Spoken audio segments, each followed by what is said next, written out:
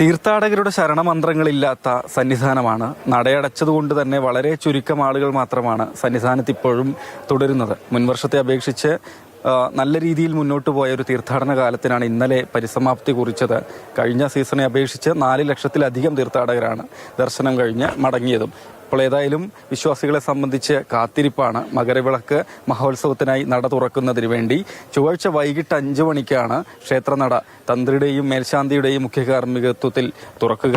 10,000-കണക്കിന് വിശ്വാസികൾ തേങ്ങയുടച്ച ആഴിയിൽ നിന്ന് ഇപ്പോഴും പുക ഉയരുന്നതാണ്.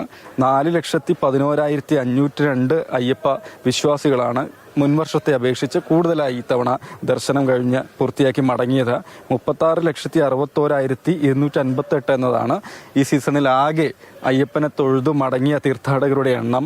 നവംബർ 24-ന് 1,18,866 ഭക്തർ ശബരിമലയിൽ ദർശനം പൂർത്തിയാക്കി മടങ്ങി. അന്നാണ് ഏറ്റവും തിരക്ക് അനുഭവപ്പെട്ട ദിനം എന്ന് പറയുന്നത്. പുല്ലുമേട് കാനന വഴി മാത്രം 1,30,000-ലധികം തീർത്ഥാടകർ ഇത്തവണ ദർശനം പൂർത്തിയാക്കി മടങ്ങി എന്നതൊക്കെ വലിയൊരു കണക്ക് തന്നെയാണ്. ഈ തീർത്ഥാടകരുടെ ഈ എണ്ണത്തിലെ വർധനവ് ശബരിമല വരുമാനത്തിലും കാര്യമായി തന്നെ പ്രതിഫലിച്ചിട്ടുണ്ട്. 332 കോടിയിലധികം രൂപയാണ് ഇത്തവണത്തെ വരുമാനം എന്ന് പറയുന്നതും. ചൊവ്വാഴ്ച വൈകിട്ട് ക്ഷേത്രനട തുറക്കും. ജനുവരി 14-നാണ് മകരവിളക്ക്.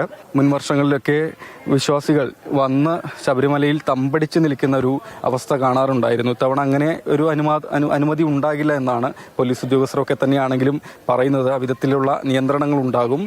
മകരവിളക്ക് ദിനം 75,000 തീർത്ഥാടകരെ മാത്രം സന്നിധാനത്തേക്ക് പ്രവേശിപ്പിക്കുക എന്നൊരു രീതിയിലുള്ള ക്രമീകരണങ്ങളാണ് ഉണ്ടാകുക എന്നാണ് പോലീസാണെങ്കിലും പറയുന്നത്.